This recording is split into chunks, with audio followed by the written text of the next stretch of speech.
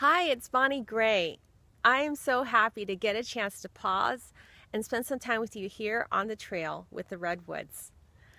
So, this week is Thanksgiving, and so for our Soul Mocha devotional, I was thinking I would love to share a story that we often hear a lot during this season, but look at it from some different viewpoints. You know the story of the 10 lepers and how one went back to thank Jesus for how he had healed him. But as I look at other parts of the story, it's very interesting that Jesus was actually on his way to Jerusalem and he had to go through Samaria. So he was actually on a journey when this opportunity came up unexpectedly. And he stopped to take time to heal these 10 lepers. And what's interesting is a lot of times Jesus healed people by touching them. But in this case, he told them to go do something. He told them to go show themselves to the priest, even though as they left Jesus, they weren't healed. And it got me thinking, is there something that God's asking me to do?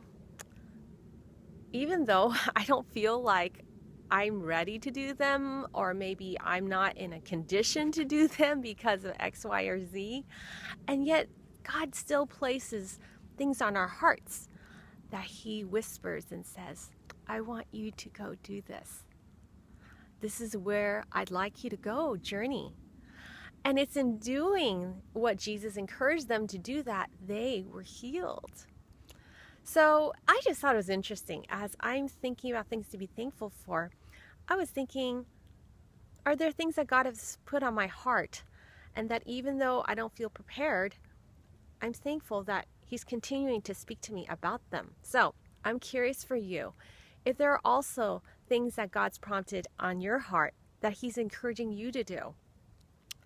And I guess lastly, I just want to say that whatever this week finds you, because Thanksgiving and holidays, it brings up so many different parts of our lives and relationships, our friendships, our family relationships that are still on the journey.